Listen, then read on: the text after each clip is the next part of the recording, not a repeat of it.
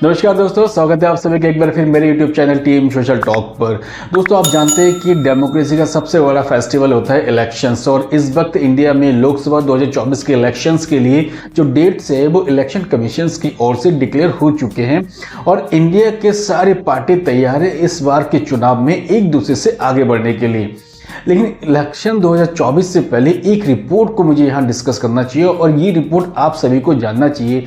दरअसल ये रिपोर्ट जो है यूरोप और अमेरिका की ओर से इसको क्रिएट किया गया है और इस रिपोर्ट में बहुत बुरी तरीके से भारत के डेमोक्रेसी को रिप्रेजेंट करने की कोशिश की। दरअसल दोस्तों, स्वीडन की वैरायटी ऑफ डेमोक्रेसी इंस्टीट्यूशंस ने दुनिया भर के 42 से ज़्यादा कंट्री को लेकर एक रिपोर्ट तैयार की है जहां पर दुनिया भर के 35 से ज़्यादा पॉपुलेशन निवास करती है। तो उसके बिहाफ पर सीधा सीधा जो टारगेट किया है वो इंडिया को इन्होंने टारगेट किया। उन्होंने कहा कि इंडिया में कंप्लीट डेमोक्रेसी से अब ये पार्शियल डेमोक्रेसी में कन्वर्ट हो रहे हैं, यानी धीरे धीरे देश में लोकतंत्र जो है वो खत्म होता हुआ जा रहा है। जिसके बिहाफ पर इन्होंने कहा कि इंडिया में अब लोकतंत्र त्रुटिपूर्ण लोकतंत्र है, यानी पाखंड का लोकतंत्र है, और साफ साफ कहने में पीछे नहीं हटे कि इंडिया में निरंकुश लोकतंत्र धीरे धीरे विराजमान हो रहा है। अब इस रिपोर्ट को हम कहां तक जेन्युइन रिपोर्ट मान सकते हैं, जब से देश के प्राइम मिनिस्टर ने कहा कि आने वाले सालों पे वो भारत को दुनिया के 3 सबसे बड़े देशों में यानी इकोनॉमिक बेस पर सबसे बड़े देशों में शुमार करेंगे। उसके बाद बहुत सारी रिपोर्ट अब तैयार हो रही है, या इस रिपोर्ट का सीधा सीधा कनेक्शन है लोकसभा 2024 के इलेक्शन से। अब इन चीज़ों को बड़ी गहराई से हमें जानना चाहिए कि देश को इस तरीके से आधार पे अगर ये रिपोर्ट बना रहे तो इस रिपोर्ट के पीछे की हकीकत क्या है।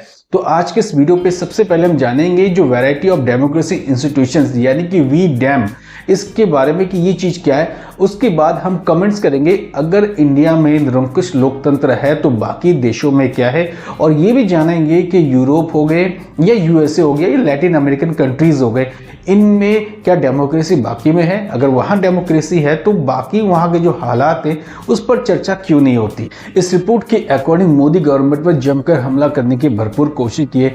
उन्होंने कहा कि मोदी गवर्नमेंट की एक पॉलिसी है कि वो टेररिस्ट के अगेंस्ट जीरो टॉलरेंस की नीति को अपनाते हैं और साथ ही नेशनलिज्म का एक जो है चोला ओढ़ के बैठे हैं। यानी सीधा सीधा कहने की इनके जो कोशिश ये है, अगर मोदी गवर्नमेंट के अगेंस्ट कोई भी बोलता है तो उनको चुप करने के लिए ये चीज़ें जो टॉपिक है वो फ्रंट लाइन पर आकर खेलना स्टार्ट कर देती है। साथ में ये भी कहा कि इंडिया में मीडिया हो, जितने भी जर्नलिस्ट होते हैं या सोशल मीडिया होते हैं, उन पर कई सारे पाबंदियां लगती है और उनको एक संकुचित आधार पर काम करने की कोशिश करते हैं। अब दोस्तों, इसको जस्टिफाई करना कि ये जो रिपोर्ट है, ये जो फैक्ट्स है वो इंडियन डेमोक्रेसी में कहाँ तक सुटेबल होता है, और साथ में ये भी जस्टिफाई करना है कि इन फैक्ट्स का हमें इलेक्शन से क्या कोरिलेशन है। अगर हमें वी-डैम रिपोर्ट के बारे में जानना है तो हमें ये जानने की कोशिश करनी चाहिए एक्चुअल में इसकी स्टार्टिंग कहाँ से हुई। सबसे पहले केलॉग यूनिवर्सिटी जो यूएसए में है, उन्होंने एक रिपोर्ट तैयार करने की कोशिश की जो data storage and software development के साथ स्टार्ट हुई। फिर उन्हें लगा कि अगर उनको बहुत लार्ज स्केल में रिपोर्ट को तैयार करना है तो अपनी कंट्री से बाहर जाना होगा। सो वो यूरोप के स्वीडन में गए, जहां गोथेनबर्ग यूनिवर्सिटी में वी-डैम के तौर पर एक इंस्टीट्यूट की वहाँ पे इस्टेब्लिशमेंट की, जिसका काम था कि software development and data storage करना। अब इसके लिए भाई यूरोप हो, एशिया हो, अफ्रीका हो, दुनिया भर के कंट्रीज़ को एनालाइज करते थे और एनालाइज करने के बाद डेमोक्रेसी से कनेक्ट करके अपनी एक रिपोर्ट वो क्रिएट करते थे, और जिसके बेस पर वो ये कहते हैं कि किस कंट्री में डेमोक्रेसी कहाँ तक सर्वाइव कर रही है और किस कंट्री में डेमोक्रेसी की हालत क्या है। धीरे धीरे जब इसमें वर्कलोड बहुत ज़्यादा बढ़ गया तो फाइनली 2016 में केलॉग यूनिवर्सिटी में वी-डैम को टेम्परेरी रखा गया और स्वीडन की गोथेनबर्ग यूनिवर्सिटी में वी-डैम को परमानेंटली वहाँ इस्टेब्लिशमेंट किया गया। इन यूनिवर्सिटी को लगभग हर साल $20 मिलियन की फाइनेंस यहाँ पर की जाती है, और जिसके बिहाफ पर ये स्कॉलर रिसर्च में काम करते हैं, लिबरल आर्ट्स को क्रिएट करते हैं, प्रोग्रामिंग क्रिएट्स करते हैं, और भी जितने काम होते हैं डेटा एनालिसिस का काम ये करते हैं। अब वी-डैम रिपोर्ट को किस तरीके से बनाया जाता है। अब इसको बनाने के लिए सबसे पहले वी-डैम इंस्टीट्यूट में 5 लोगों की एक इन्वेस्टिगेशन टीम बनाई गई है, जिसमें माइकल कॉबे, जॉन कैरिंग जैसे लोग इन्वॉल्व हैं।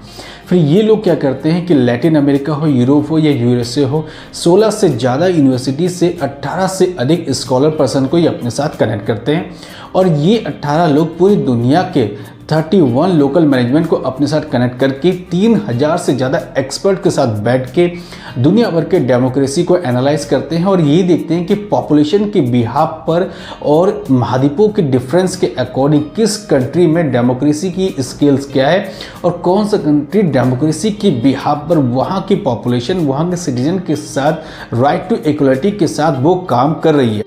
जब वीडियम की रिपोर्ट जो है पब्लिश हुई तो उसके बाद कई लोगों ने इस पर अपनी कमेंट्स भी दिए, तो वहीं देश के विदेश मंत्री एस जयशंकर ने भी बहुत अच्छी तरीके से इस पर अपने कमेंट दिए और सीधे सीधे कहा कि इन लोगों को पहले अपने गिरेबान पर ही झांकना चाहिए। अब मुझे लगता है कि इस रिपोर्ट पर हमें भी अपनी एनालाइज करनी चाहिए और अगर ये रिपोर्ट बाकी में जेन्युइन है तो एक जो कंडीशन है वो हमारी तरफ से भी यहाँ पर होनी चाहिए। दोस्तों, जैसा आप जानते हैं कि ये देश वसुधैव कुटुंबकम पर आधारित है और इस देश में सदियों तक ऋषि संत दोनों आराम से रहे हैं। ये वो देश है जहां पर चंद्रगुप्त मौर्य, अशोक और छत्रपति शिवाजी महाराज जैसे योद्धा ने जन्म लिया, जिन्होंने सदैव राष्ट्र हित को आगे रखा और राष्ट्र के लिए अपना सर्वोच्च बलिदान दिया।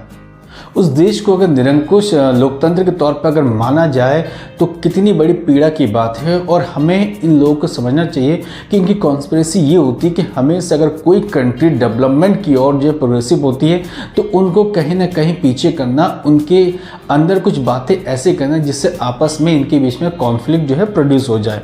अब आप सोचिए कि पश्चिमी सभ्यता का जो इस दुनिया में आधे से ज़्यादा देशों पर एक समय एक छत्र राज था। उस समय इन्होंने क्या किया? उस समय ने आधे से ज़्यादा देशों को इन्होंने गरीब किया, जमकर उन देशों को लूटा। लूटने के बाद उस जितने भी उनके जो खजाने थे अपने देश में ले गए।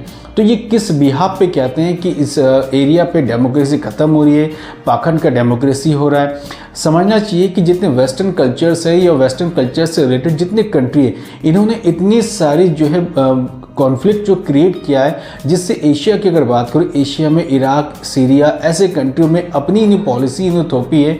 उसके बाद वहाँ पर आतंकवाद ने जन्म लिया, अशांति पैदा हुई है। तो ये लोग जो है इन पर रिपोर्ट क्यों नहीं क्रिएट करते हैं और इन पर रिपोर्ट करने की इनकी हिम्मत क्यों नहीं होती है? दरअसल ये यूरोप और अमेरिका की एक रिपोर्ट है जो बेसिकली एशिया को कंसिडर करके इन्होंने बनाई है। अगर आप अमेरिका में चले जाए तो अमेरिका में आज भी श्वेत और अश्वेत के बीच में बहुत सारी बातें होती है। वो कई जगहों पे ऐसे देखा गया कि वो एक दूसरे के साथ जो लड़ने को उतारू आ जाते, लेकिन इनकी रिपोर्ट वहाँ गायब हो जाती है। वहाँ पर इनकी डेमोक्रेसी के बारे में कोई भी डिस्कशन नहीं होता है और जो खुला मंच होता है, स्टेज होता है, वहाँ ये सारी बातें कॉन्फिडेंशियल हो जाती है। वो कहते हैं कि पर्दे के पीछे जितना इस चीज़ों को निपटा लेंगे उतनी हमारे लिए चीज़ें सही है। आपको याद होगा कि इटली के प्राइम मिनिस्टर जॉर्जिया ने कमेंट्स किया था, उन्होंने कहा था कि हम एशिया के कल्चर्स को बिल्कुल भी एक्सेप्ट नहीं करेंगे। अब एशिया की कल्चर्स क्या है? एशिया की कल्चर सनातन परंपरा है, एशिया की कल्चर बौद्ध है, एशिया की कल्चर इस्लाम धर्म को मानते हैं, एशिया की कल्चर सिख धर्म को मानते हैं, जैन को मानते हैं, पारसी को मानते हैं। तो इनका कहने का मतलब क्या है कि आप इन कल्चरों को एक्सेप्ट बिल्कुल भी नहीं करेंगे।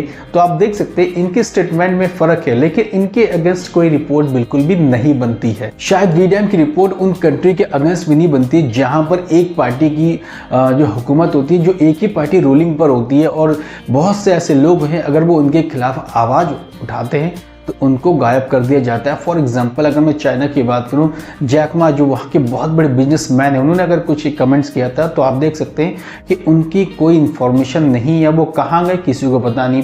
तो समझना चाहिए कि वीडियम की रिपोर्ट चीन की तरफ डाइवर्ट क्यों नहीं होती है। कोविड के टाइम पे सबको पता है कि कोविड का कोरोना वायरस कहाँ से आया, सबको पता है, लेकिन उनके अगेंस्ट बोलने वाले कौन है, क्यों नहीं है? अब इन चीज़ों को भी समझना पड़ेगा। तो ऐसी रिपोर्ट को बिल्कुल भी मुझे लगता है कि सीरियस नहीं लेना चाहिए। और डेमोक्रेसी का सबसे बड़ा फेस्टिवल आने वाला है, लोकसभा 2024 के चुनाव भी आने वाले हैं, उसकी डेट्स भी अनाउंसमेंट हो गई है। सबको उस पर अपना फोकस करना चाहिए, जितने पार्टी है और शायद सारे पार्टी के लोग फोकस करेंगे। और बीइंग अ वोटर हमें भी उस पर फोकस करना चाहिए और हमें ऐसे लोगों को चूज़ करनी चाहिए जो पार्लियामेंट में जाएंगे और अच्छी बातें करेंगे।